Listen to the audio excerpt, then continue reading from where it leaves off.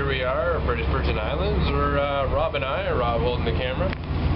We're about to go on our first dive of our trip. We're doing a wreck dive, and I'm looking to take some pictures, see how dark it is down there. We are going about 75 feet, but all my underwater photos that I take is just with this little Canon PowerShot A75 3.2 megapixel camera, and I just got the Canon. How old is that? Oh, this thing's probably about 5 years old now.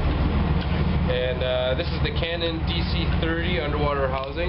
It's just a very simple, I can't say crude because it actually is not crude. It's just a very simple housing. All the buttons are there, so you have full functionality of all your controls and options in your camera. Whereas some underwater housings limit you to the uses of your camera.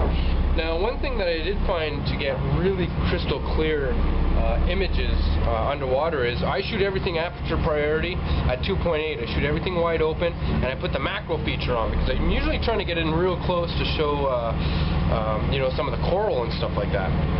So I've got the macro feature on 2.8, and what I'll do is I'll do a custom white balance, and it's really easy to do a custom white balance with this camera. It's called an evaluative custom white balance, and all you do is you set the function to custom white balance, and when you click your function key, it meters the whole scene, adjusts the white balance for that right there. So it's not like I'm holding my gray card underwater or anything, because that's kind of difficult.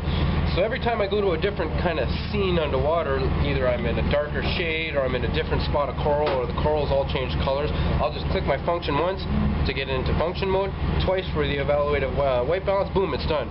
Once I did that, all the colors came out, they're all vibrant. I don't get that whole blue hue tone to the whole image, because underwater, it's just a blue spectrum. So when you do the custom white balance, you get all the true colors underwater. This really shows out well. You can also do it with the video too. You can do your custom white balance first, put it on video, you got custom white balance with your video. So what yeah. ISO you have? I shoot at 100 ISO for this.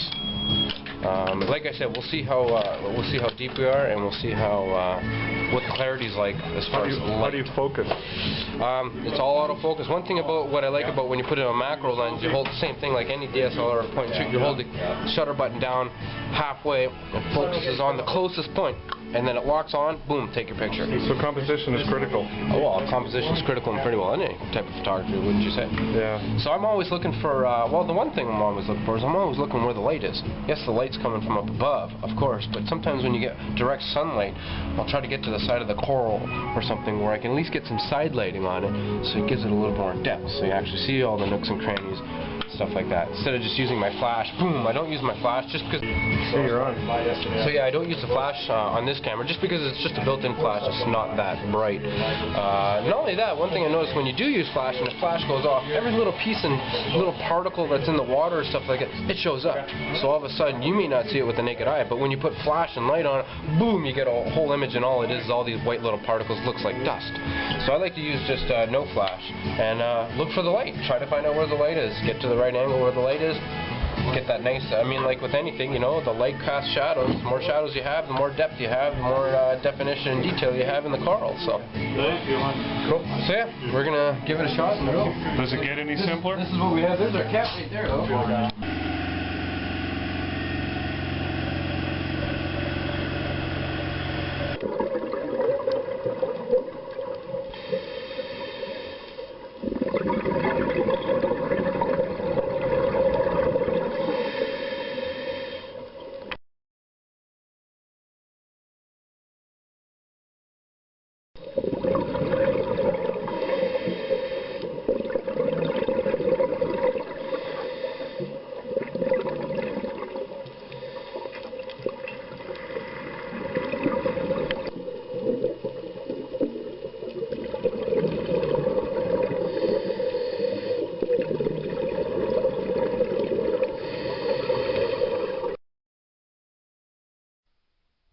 Hello everybody, this is Rob Provencher here. I just want to now talk a little bit about one of my favorite pastimes besides scuba diving, and that is snorkeling.